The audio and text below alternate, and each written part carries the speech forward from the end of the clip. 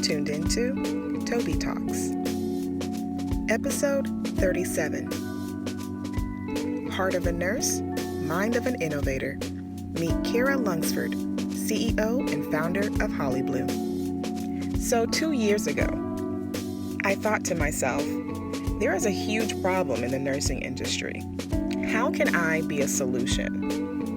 And that problem, for me at that time, was seeing a lot of my nursing friends and colleagues leave the field completely because they were burnt out, or they just, didn't think nursing was what they thought it would be, or their life just changed and they wanted a change in their career.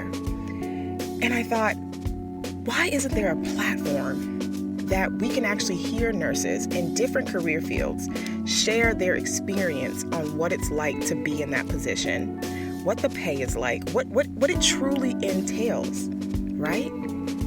So that thought of, well, let's go ahead and hear this. Let's hear about these different fields that nurses are in that I myself had no idea about, because healthcare is consistently changing and transforming, and nurses play the biggest role in being change agents. My guest today shares with us her journey becoming an oncology nurse, transitioning into home health nursing, and then goes all the way to become a director of nursing. And y'all, it doesn't stop there. In the midst of all this amazing career transition, she identifies a problem and ends up creating an innovative idea that is helping nurses thrive. Y'all, I'm too excited. Let's go ahead and hop into this conversation. I definitely want to hop into this whole conversation. I'm very excited to have you on the mic, but I really want you to tell me, how did you get into this field called nursing? Like, what really pulled you in, and what are you doing right now? Actually, nursing was my second career. Some people don't know that. Okay. But I was a sign language interpreter before I was a nurse. And I was interpreting at Cal State Northridge. And I was interpreting the biology of cancer class for the second time, for the second semester in a row. So I really kind of knew this class like the back of my hand, literally the back of my hand. No pun intended. You just caught on to that, didn't you? I did. And I just caught on to that as well. By the second time around, I was just in love with the science behind cancer. And I realized at that point that I really had a fascination for the medical field. And initially, I wasn't sure if I wanted to be a doctor, if I wanted to be a nurse. I wasn't entirely sure. And, as I started getting into more of the prerequisites and everything, I realized, I'm a nurse. I like the direct patient care. I like the long building relationships that happen in nursing that I think sometimes, unfortunately, don't always get to happen for doctors just for time's sake. Mm-hmm. And I just realized that this was definitely an area that I wanted to go into. I've always loved kids. I taught swim lessons to get through nursing school. I had my own business teaching swim lessons, and I did some pretty high profile clients and really earned up enough money so that I didn't have to work during the year. So I realized, I really love kids. I really love the area of understanding cancer and really wanting to be a part of, hopefully, seeing a cure, not just wanting to see people go through, cancer treatments, but, hopefully be a part of seeing people cured. So I decided that I was going to go into pediatric oncology. Part of that decision was also based off of my stepmom. My stepmom, she lost a child to astrocytoma at a very, very young age. So her daughter passed away. My stepmom is also a nurse, and she said to me, I was so affected by the nurses who helped to take care of Heather, when she was sick and who took care of me while I was trying to take care of her. And she said, I'll never forget them. I'll never forget what they did for me. They've impacted my life forever. And I thought, that's what I want. I want to have an impact. And that's what I feel like life is about, is about impacting the world around you in a positive way. So I was 26 when I went to nursing school. Yes, I was 26 when I went into nursing school. And I've now been a nurse for almost 12 years. So that's so awesome. Thank you. Man, because I want to hear people know that, your life can change. You can pick up different careers. You don't have to just, I didn't start off as a nurse, so I can't be a nurse. But you obviously had a first career already, and you're like, oh, that's awesome, back in my hand, whoop, whoop, whoop. But now you want to go into something impactful. Not saying that sign language wasn't, but knowing that you still, you went back to nursing in your 20s, that's awesome. I think I graduated at 23 or 24. But that's after changing my major like 4 times. That's another story for another day. But when you graduated and you went into nursing, did you start off automatically in oncology? And is that where you continue on till now, or did things change as well? Right. So yes, I bit off like the big, pediatric oncology bite right off the bat. I wanted to work at Children's Hospital Los Angeles. Funny thing is that I was at the dog park with my dog, and I saw this woman who was wearing a Children's Hospital Los Angeles sweatshirt, a hoodie, and it said HEMONC, it said, and her name and registered nurse, and I looked at her while my dog was humping her dog, and I said, that's where I want to work. I want to work at that hospital. Look at that opportunity. Said, come on. Yeah. And she said, well, she's like, you should go to nursing school and come work for us. And I said, I did go to nursing school and I'm done and I want to come work for you. And it just so happened that she and I went to the same nursing school. So we had that in common. It was a very strange coincidence. And she said, you know what? I'm a charge nurse on that floor. And oh, yeah. You know what? You come in and I'm going to get you an interview. And I actually started out as a care partner, or a CNA, as some people are called. Ah, CNA, okay. For a few months. Some hospitals, call them care partners. Some call them CNAs. They have different names, different places. Or patient care tech. Yeah, PCT, different names. Like that. Yeah, exactly. And so basically, I went and I worked for I think 3 or 4 months as a care partner. And which was great. I have to say that it's really good to get in there and get your hands dirty and do that work, do the care partner work, because, it reminds you how hard that job is. And it really helps you appreciate how they help you as a nurse. So when I became a nurse, I was very close with the other care partners, and I felt even more so that they were colleagues of mine. So I always encourage nurses that, if there's somewhere you really want to work and you want to get in at the ground floor, you kind of want to familiarize yourself with the environment beforehand, it's always great to get in, as a care partner or a CNA, or I think it's a great opportunity. It is. And you never take for granted when you do become a nurse what it's like to have a care partner or a CNA. Because there are a lot of facilities that don't even have those resources. So you as a nurse, not only are you trying to balance the treatment of the care, you're also trying to make sure you give them, their daily care and take care of their environment. And it's hard when you don't have a partner. So I always call them my badass partners, those are the CNAs, the patient care techs. They're the ones that really have your back. So when you start off in that role, you never take for granted that relationship and that teamwork that you get as a nurse. Absolutely. So back to your dog humping her dog and the opportunity of getting to hopefully work on that unit.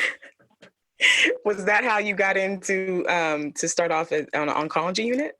Right. So they hired me. They hired me first as a care partner, and then they brought me in, and they have a. I don't know how many hospitals have this, but basically it's like a residency for nurses. Oh, okay. And Yes. like a Versant residency was the name of ours. And it's about a 6 month. It's a combination of classes that you sit through, which feels a little bit like a return to nursing school a little bit, but you're getting paid, which is Oh, great. yeah, right. Even better. Yeah. But I always think that it was so great to have a lot of stuff reinforced, because I think that sometimes you forget things, and it was really nice to have that reinforcement. But even more than that, we were able to shadow and work alongside another nurse. We were not responsible solely for patients until the end of our residency, which was amazing to be able to be with different nurses who had, so much more experience than I did at the time. And I think it really, really helps nurses to be able to stay in the field longer. Yes. Yes, it does. I definitely actually went through an internship or an externship that was the same kind of program, but ours was 3 months and it was in the summertime and I was still a nursing student. But once I graduated, like that externship felt like a internship, like a residency, because I learned specifically the care that the certain population that we're going to be serving. Like we did specific care, and mine was for a pediatric orthopedic hospital. So I feel like that education was specifically geared to the care that we're going to be giving to this population. And it was so helpful because in nursing school, I'm not, when it comes to specialties, it doesn't cover everything, kind of glosses over and just kind of gives you the overview. But I think that's Right. awesome. You find programs that do specific residencies like that. You feel more empowered. You feel more empowered. Right. I almost feel like they should be mandatory, Period. to be honest. I just don't think it should be an option. I think that this is too important of a job to just leave up to, the different institutions. Like, some of us will, provide that and some of us won't. I just think it should be something that they have to do. It's kind of like, when doctors finish med school and then they have to go and do their residency. It's like, no one just expects them to finish med school and go right in and be a doctor. Exactly. They're expected to do a residency. Exactly. And I'm not quite sure why not all institutions are kind of required to do that. I think it's just way too important of a job to not offer that. I agree 100%, especially I know a lot of the teaching hospitals are pushing towards that. But I feel like all hospitals, that should be a standard, because then you have nurses that are empowered, that feel like they know what they're, they got the education, but now they're getting a program where they get to implement that and they have that proper training and shadowing and guidance to make them feel confident. So I agree with you. I wish that could be like literally a standard period. Like you have to go through a residency once you graduate. And trust me, if you've already gone through nursing school, you're happy to go through the education a little bit more specific and get paid for it. Okay. I would take that any day. Right. But so did the residency prepare you for what you're going to be doing in oncology, and how long did you stay in that role until you transitioned into something else, or did you transition? I did transition. So I worked at Children's Hospital Los Angeles in oncology, specifically in solid tumor. It wasn't until a little bit later in my career that they decided to make it one comprehensive cancer unit where the floors were not divided. So when I was working there for the majority of my time, it was considered a solid tumor floor.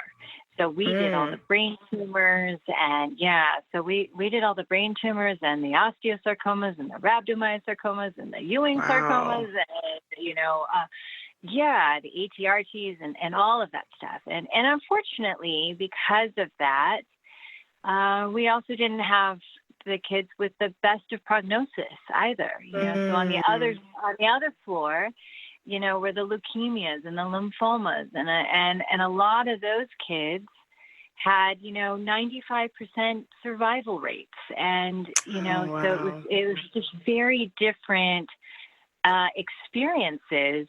We were all hem-onc nurses, but if you were to speak to the people maybe on 4 East versus the people on 4 West, we just had very different experiences, which kind of makes it hard to sometimes be supportive also of one another.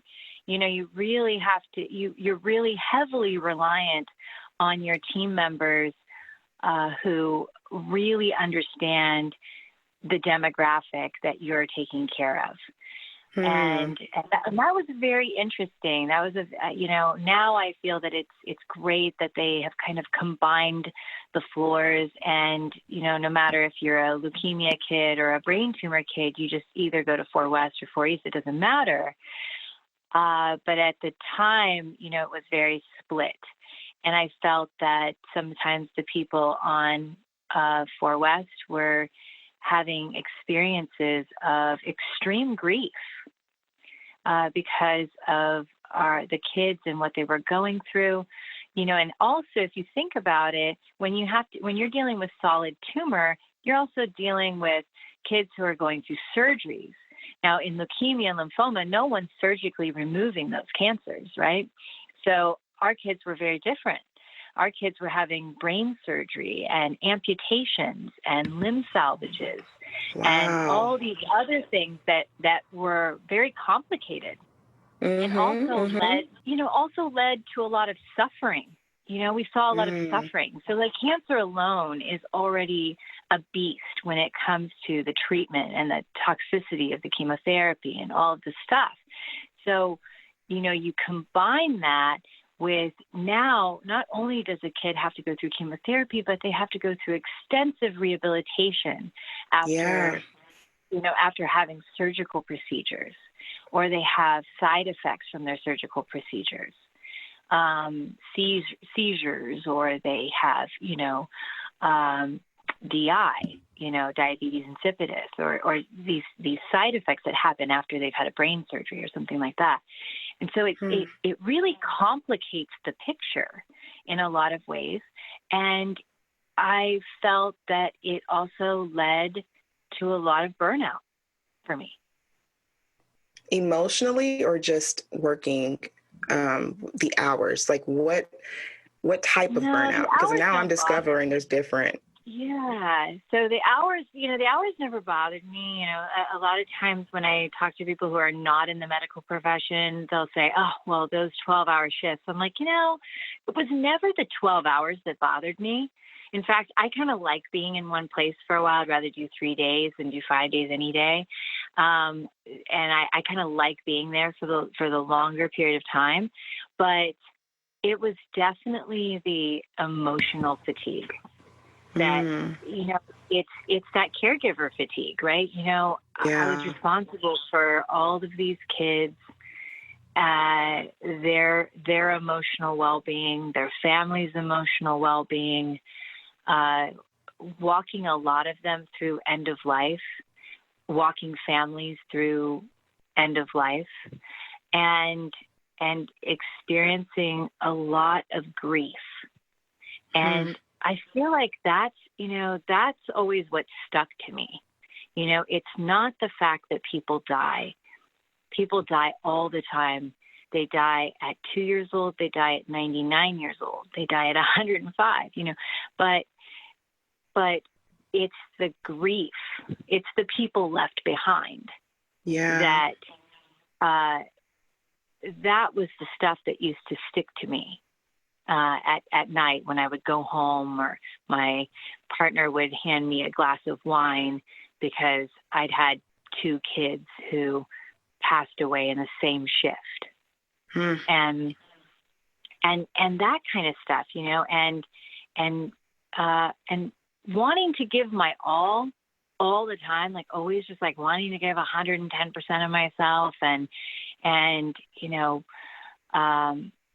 really, really be there alongside these families and these patients. And, it comes at a cost. There's only so long, in my opinion, there's really only so long you can do that effectively. I think that there's a lot of people that stay in professions long after they're burned out. They've been burned out and they just don't leave. And I understand why they don't leave. I had a really hard time leaving myself. I felt like I was leaving people that were like soldiers in arms, in the trenches with me, that I'm like, well, how can I leave them? I can't leave them there, and we're a team, and it's very hard to leave a team. And what does that mean for you to leave?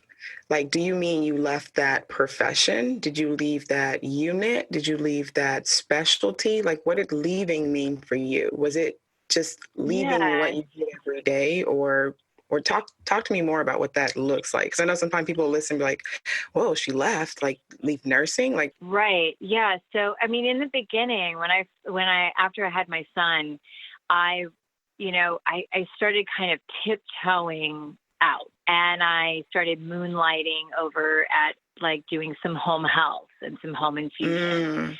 And the funny thing is that actually when I went into home health, I interviewed and I said, look, I've been a pediatric oncology nurse for all these years, and I'm really looking to kind of expand myself a little bit more and do something different, and maybe something not quite so heavy. And they, they nodded their heads and smiled at me. And then the very next time they contacted me with a patient, it was a pediatric oncology patient at home. Stop. And I was like, oh my gosh, what did you not understand about my interview?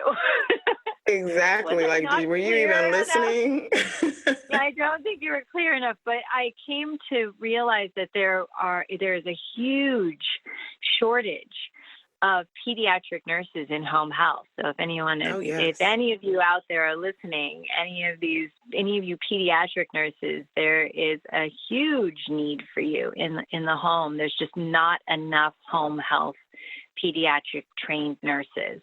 And surprisingly enough, a lot of, pediatric nurses are fine to take care of adults, but I will tell you the other way around, not so much. Adult nurses are like, I am not going to take care of a kid. I don't want to wrestle them to do their IV. I don't want to wrestle them to do their PICC line change. And it's a different type of nursing. It really is. It is. And it is. If you can do peds, you can do adults, but, the other way around is a little different. So,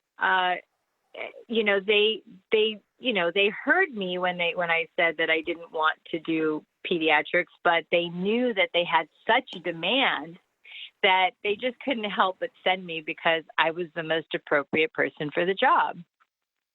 So I ended up with a few pediatric oncology home health patients for several years because I saw them through their entire outpatient therapy.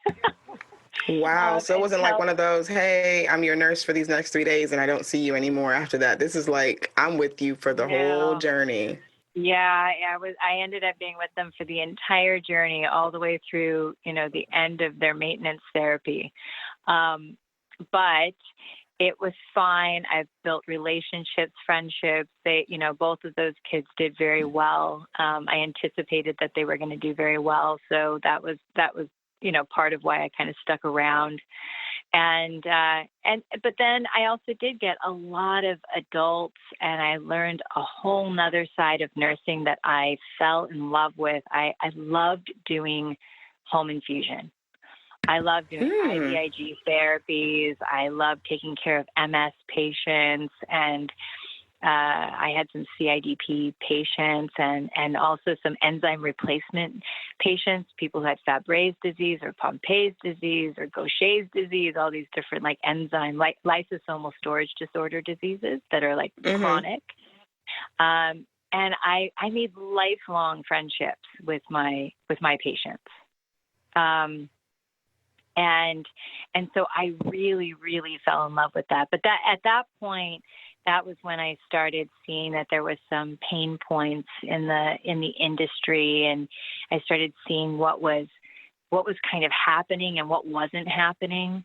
And I went into administration thinking like, well, if you can't fix it from like in the field, then maybe I can like fix it from above. That's, I don't know that that's necessarily true. Okay. All that glitters is not gold.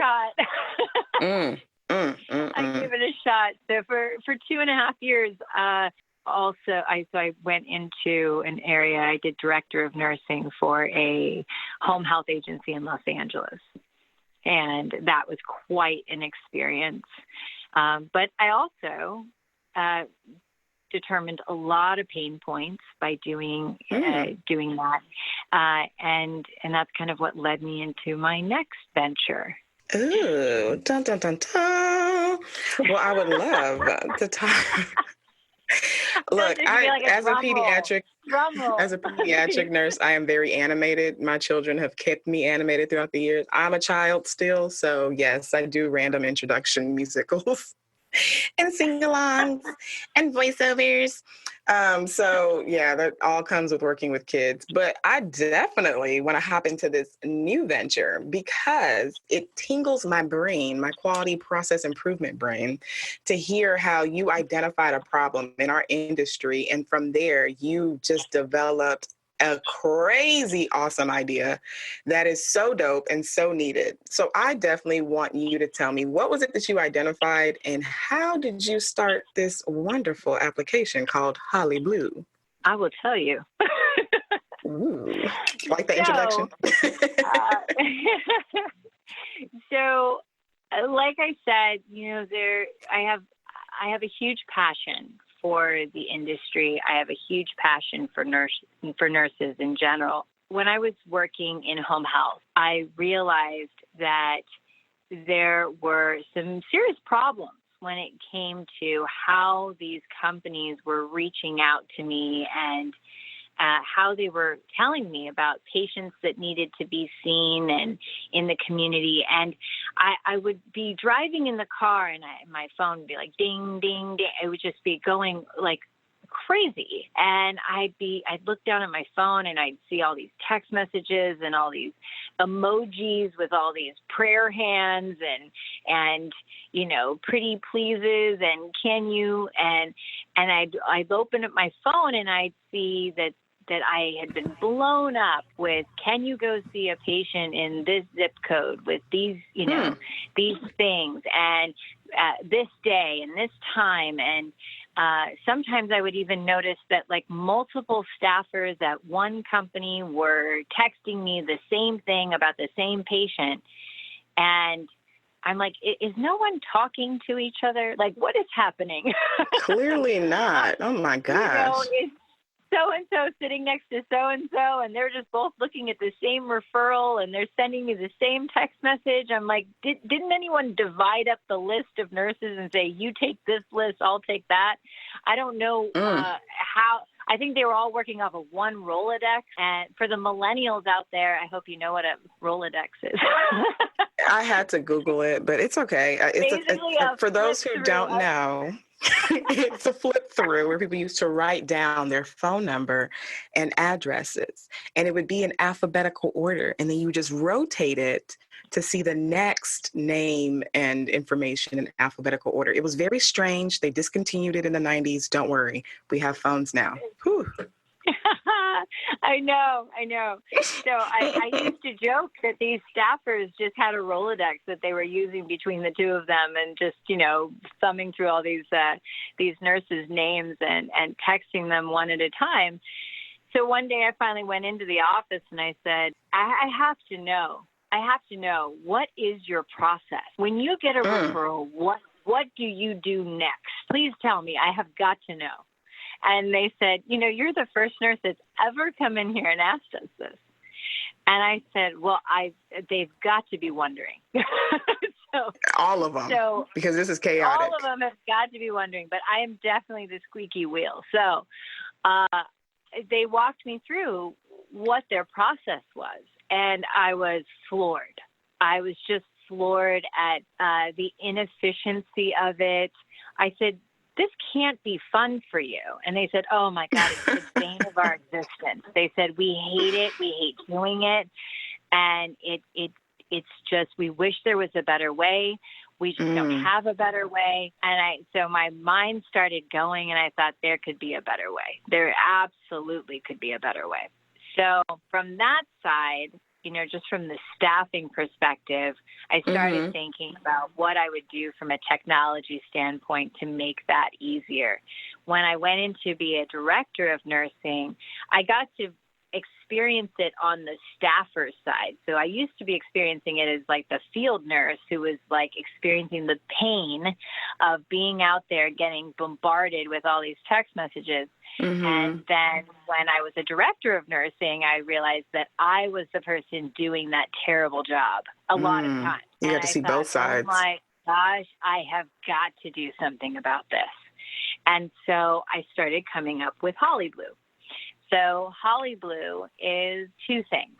First and foremost, what I like to feel that it is a community for nurses. So the app itself is very driven towards, we're trying to create a tool for nurses that they like using, somewhere where they can keep track of all their licenses and certifications, because that's a big pain. To have to keep track of all those things and get reminders and stuff like that when they're going to expire. Because I used to let my stuff expired all the time. In fact, I couldn't give chemo one time when I was on the floor because my manager came to me and said, Cara, do you realize you let your chemotherapy, biotherapy certification expire? And I was like, what? No. And they were like, yeah, you cannot hang chemo today. You have to have someone else hang it. And I was like, oh my gosh. So I had to retake the whole class. It sucked.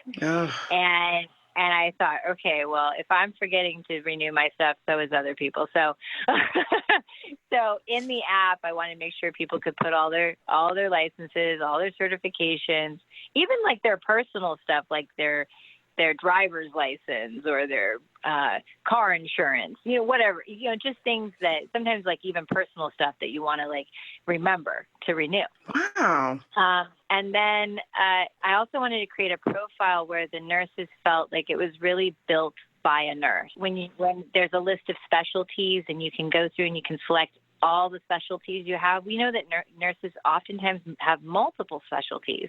We do. So I wanted it to be something that can grow with the nurse, and then with proficiency, just skill sets and everything as well. A long list of different skill sets. I'm sure I haven't even identified all of them, but I think it's a pretty comprehensive list. I'm always open to nurses texting me or emailing me and saying, hey, could you add this skill or could you add this specialty? And then once they create their whole profile, they can convert it over to a resume, like a custom resume. Oh, wow. Just with a click of a button. Yeah. So they just click this button that says convert my profile to a resume, and it converts, and they can export it out. So, whenever they're out and about or they have an opportunity and someone says, hey, could you send me your resume? I mean, I used to hate going home and having to like open my computer and like update it and do all that stuff. So this is like a great kind of on the go type of resume that they can use for those. Cara, you fancy? Oh my goodness. This is awesome. This is amazing. Oh my goodness. Girl, keep going. I'm flabbergasted. I'm so shocked right now. Like, what? I hate updating my resume. So to know that you can click, man. I know. It's nice to be able to just like, have something on the ready, And then that we have an area where the companies, any of the companies that we have that sign up, they can browse those companies according to location. They can see them on a map on the upper left-hand corner of the app. After you open the company section, you can click over to map view, and you can actually see everything that's around you. And we're growing all the time, so there's new companies popping up all the time. But so basically, we did that just from a functional tool standpoint. But the other part of it is that we're growing, and we're going to add so many more things to the app just from a social perspective as well. So there's so many things that we're going to be adding, but really we want the nurses to feel like they're a part of a community. So we'll be making sure that they, if we have scholarship opportunities and discounts or whatever it is, mission trips, opportunities to volunteer if they want to. We're going to have just, everything. We really want to just have everything available. And then on the company side, we wanted to really streamline their processes to make it easier for them to communicate with their nurses and to find the right types of nurses when they are trying to hire. That they can, identify people according to certain specialties that they put in their profile or whatever, so that they're like finding the right people. They're not just, I think we all can agree that a nurse is a nurse is a nurse is not true. That we all have unique specialties, and just because you're a nurse does not mean you know anything about ventilators or trach or chest tubes. There's nurses that have been nurses for 10 years and they've never done a chest tube. So it's really important that I think that the industry be educated about, if you're looking for a specific type of nurse here, we want to help you target and find the right type of nurse, because your retention is going to be a lot better if you have the right person for the right job. So you created a one-stop shop on an app. I'm just like trying to put this all together in my mind, because this is freaking amazing. A one-stop shop where me as a nurse, I can put all my information, my licenses, my skill sets, all that, generate a bomb resume. And on the flip side, companies themselves can actually put the different kind of nurses that they're looking for. So this isn't just geared towards home health. This is geared towards nursing companies and hospitals, or is it specifically? Yes. Oh, wow. Anyone. Anyone. And we're really looking, what I'm excited about is constantly adding new types of opportunities, because I'll tell you, when I was a pediatric oncology nurse, I used to sit there and think, oh, you know what I'd love to be? I'd love to be a studio nurse. Like, I want to work on a set, and I want to consult, and I want, wouldn't that be a great job? And I used to just kind of dream about other things that I might do 5-10 years down the line, and and that was part of why I wanted to build this stuff into the app, because I wanted to create a place where there was just so many diverse opportunities for the nurses, so that even if they're not thinking about changing today, or they're not thinking about adding a side hustle, or just taking a little bit of a break. Sometimes you don't want to leave completely, but you're like, I just need to go to part-time for a little while, and I'm just going to do this other thing that's a little less demanding. And I feel like what I want nurses to take away when they get into Holliblu is I want them to feel hopeful. That's what I want them to feel.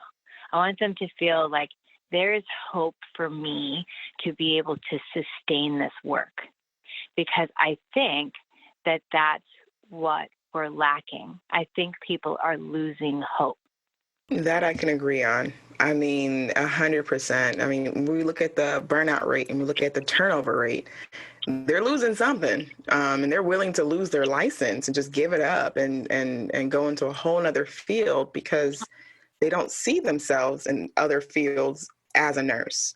And I think what you're doing, the Holliblu app, that's amazing. We need more structure and more community like that, platforms that bring nurses together to discover other areas. Because just like you talked about, you were emotionally burned out, right? And you went into a whole nother, you still stayed in the same skill set, but you went into a whole nother view of it, from home health, and then becoming a director of nursing and seeing the administration side of things. And that kept that hope I mean, this is what you just established, a whole app, a community for us.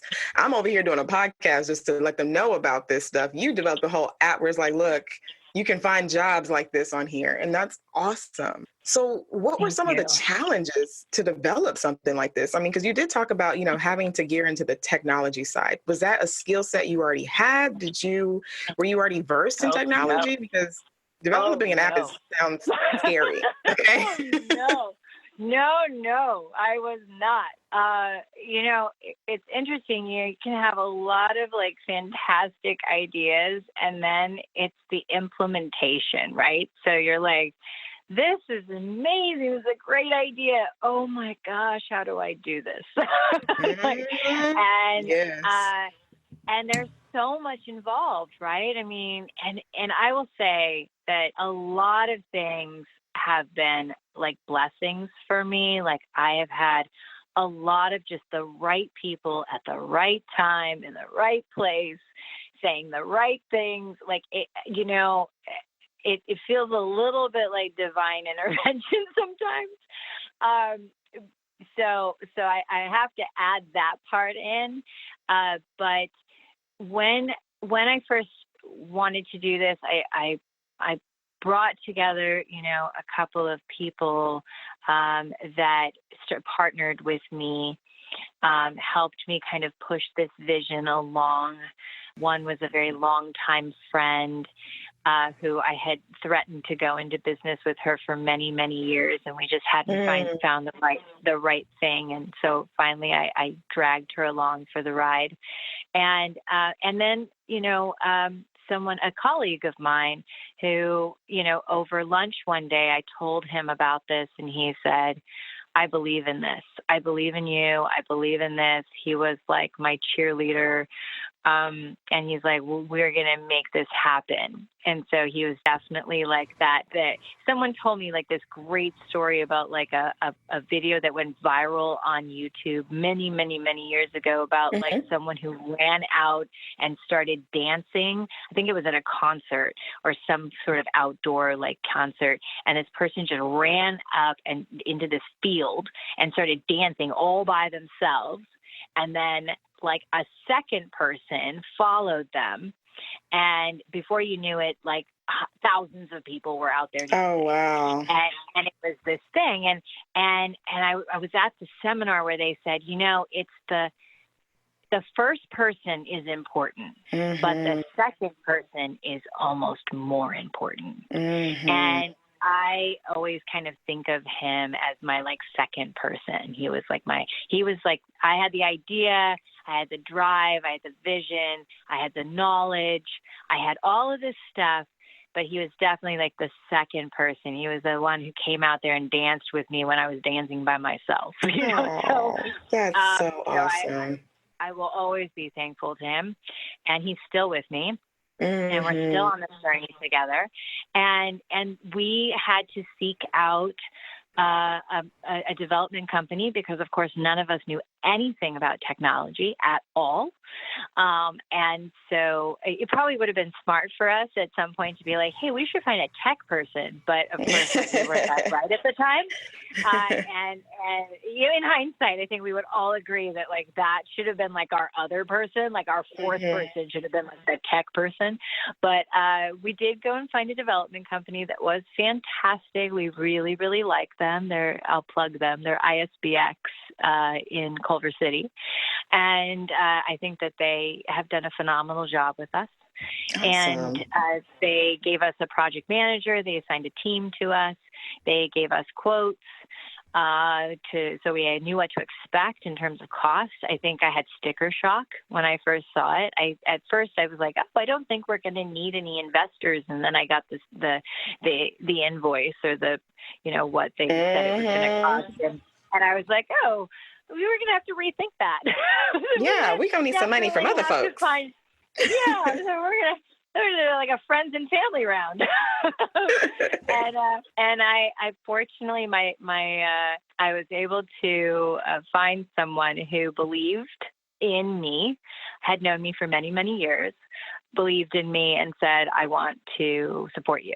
I want to support you in this. And he invested the first $300,000 into the company. And I used almost every bit of that on development. So you can just kind of get a general idea of how much something like this costs. And then from there, we've done some other rounds of funding. I did an additional round. I put some of my own money in. My dad put some money in. Now we've actually have some formal investors that have just come in. So that's very exciting. I know. So, the joke is that once you get money, you have to start going and looking for more money. It's like a never ending cycle of looking for more money. And so it's an interesting challenge, and the learning curve has been incredible. But I'm so thankful for it. I sometimes think I should be able to walk away with an MBA after this, for sure. Right? This should be the biggest MBA project. Yes, I want an honorary MBA after this process. And wow. So there's been so many interesting hurdles. If anyone is interested in this, of course, anyone can email me anytime. I'm always happy to. I'm very, very supportive of other nurses doing this, doing anything that they want to do.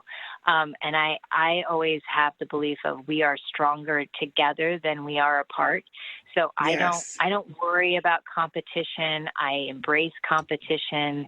I want people to follow their dreams. And if I can help them in some way, I will. I don't want people to do the same things I did in terms of mistakes, even though I feel like all of my mistakes, quote unquote mistakes, have panned out in one way or another. Like if those things hadn't happened, other great things wouldn't have happened. So I almost feel like I've had no mistakes. I like to just not refer to them as mistakes at all. Just everything was as it should be all the time, even when it felt stressful, even when I didn't understand why it was happening. What I take away from it now is that everything is as it should be. And I think if you can go into it like that, you will save yourself a lot of grief. It's definitely helpful to believe that, because I am where I am, and everything that has happened has brought me here. So, but yes, Cara. I appreciate you so much, because you're not just only talking about your platform. You're not only talking about how you found an issue and you thought of an idea that helped the process smoother on both aspects. You're actually sharing the details of what it was like to establish this.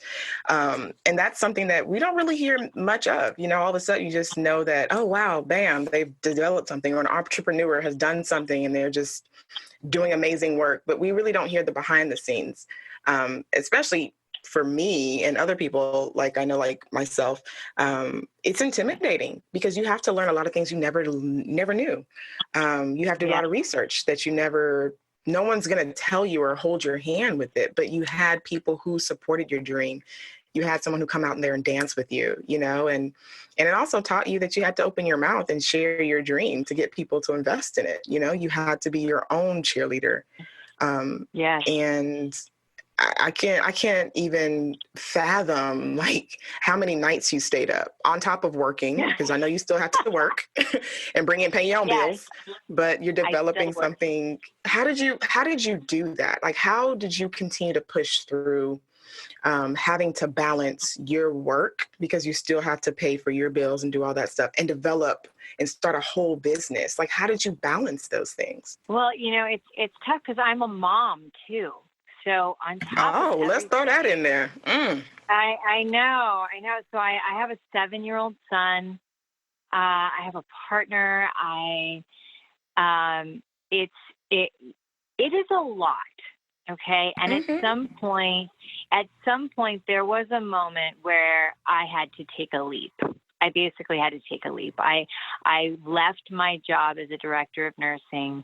I was kind of multitasking for a while, doing the development, overseeing the development of the app, working as a director of nursing, which was a 24/7 job, and trying to be a mother. My poor child, like, I think has like post-traumatic stress from like a cell phone ring or a text message. Like, God bless him.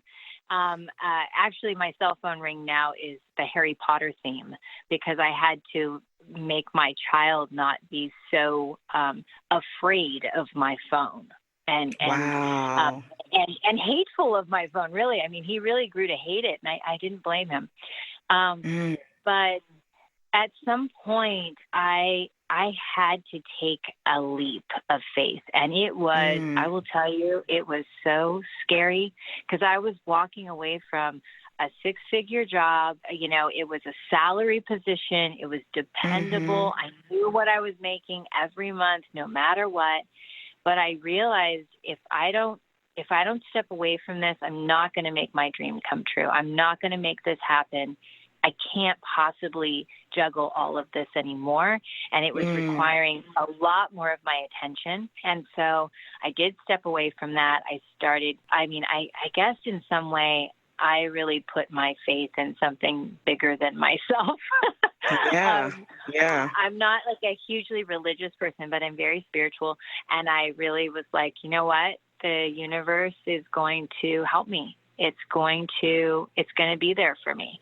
And I will tell you, every single time I've gotten down to the bottom of the barrel and I've started to worry, like, I don't know how I'm going to make the mortgage.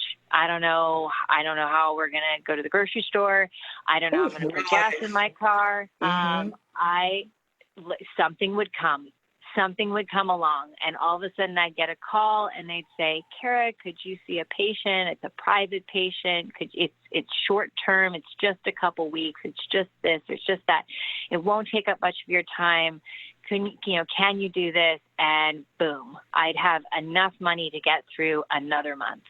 And I think it was by the grace of God that I believed. I truly, truly believed that it would be okay. And that does not mean that there was not times where I was scared out of my mind that I had leveraged everything I had. I mean, I took out a second line of credit on my house. I had done everything. I had leveraged every resource in my life. And I cannot say that it is not scary. It is scary. But when you believe in something so strongly and you really, really feel that you can make a difference and you really believe that it's possible, you just keep doing. You just keep going. You do. You wake up another morning and you go to sleep another night and you put one foot in front of the other. And that's it. And meditation, I will say, a lot of meditation. I need that in my life. I'm trying to learn to meditate. I really am, because you need a moment where you can just shut it down for a second and just have a moment of this constant, like, nothing. Just shh, be quiet. Don't move. But I love how you said that so eloquently. You know, that you will keep going. Like, what pushes you, it motivates you. It's not even about you. It's not even about you. The vision and the what you're going to do to impact so many lives, it goes beyond you, and it keeps you up at night. It keeps you going when you're exhausted. Thank you for sharing that. Thank you for being so transparent. Because I think too many of us see the ending results, and it looks so glamorous. It looks so glittery, but we don't get to see what it really like to get to where that glamorous position looks like. You know, it's real quick to post a picture on Instagram. It looks like, oh, look, she glowing, living her best life. They fail to realize you only have 5 hours of sleep before this selfie. And then you've been up all night, but you just make it look good because it's what you love to do. So thank you for being so honest and talking about that journey. Because being an entrepreneur and being a nurse, you're collaborating literally. Somebody definitely needs to give you an MBA for what you just created. But you've merged two different careers into one. And that is amazing. Like, I'm just blown away. So as we start to wrap up this podcast, I want you to truly like seek down inside. I know you've already given us the best motivational speech so far. I'm motivated now. I'm like, oh yes, come on, Cara. But I really want you to be able to give some kind of inspiration or encouragement to those that are listening right now who are in the same season as you, who are thinking about, I have a problem, I want to solve it. What do I do? Or they're at that position where they have to think about giving up their job, taking that leap of faith. What kind of words of encouragement could you give them? And also for the nursing students out there who think that they can't even make an impact where they are, what do you say to that? Like, I want something encouraging that would definitely leave our listeners thinking and knowing that they can definitely make an impact from where they are. Oh my gosh, there's, I'm thinking of so many things, but, I feel like no matter where you are, if you're in nursing school, if you are just a couple years into your first job as a nurse, if you are burned out and at the end of your, rope and you're like, I have got to do something different, or the only thing that wakes you up in the morning is this amazing idea that you have, I feel like no matter where you are in your career, you have to follow what you believe. You have to follow what resonates inside of you. If you see something, when they say, if you see something, say something. If you, no matter what you're doing, even if you're a brand new nurse and you feel unempowered, like, oh, nobody wants to hear what I've got to say. I'm just a new nurse. No, speak up.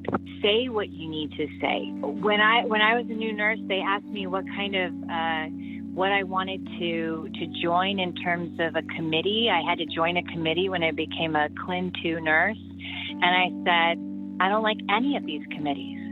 I'm going to create my own committee. And of course, my manager said, of course you are. Of course, why can't you just go with the flow, Cara? But the thing is that you have to do what inspires you. You have to do what makes you happy. And if what makes you happy is, dreaming about another field of nursing and, you pursue that, then go for it. And if what makes you happy is taking a break and exploring some creative part of yourself, you can always go back. That's the nice thing about nursing. Just keep up on your CEUs, keep your license alive. You can always go back. Feed your soul. That is the most important thing, is to feed your soul, so that you can do this incredible career. And, maybe you do it off and on throughout your life. Who knows? But no matter what you're doing, make sure to take care of you and do what makes you happy. Hey, nurses, what would you say is the hardest part about being a nurse? Well, you already know. We often put everyone else's needs before our own, which means not enough time for self-care. And I don't know about y'all, but I ain't about that life. It's 2020, Year of the Nurse. That's why Holliblu has created a go-to app for nurses, so you can take care of you. This app will help you organize and manage your certifications, create a virtual profile, and make professional connections so you can be more present where it matters. Remember, the nurse's journey is unique and can only be understood by another nurse. That's why Holliblu was founded by nurses, designed and built to support you. Want to see how it works? Download the free Holliblu app in the App Store or Google Play.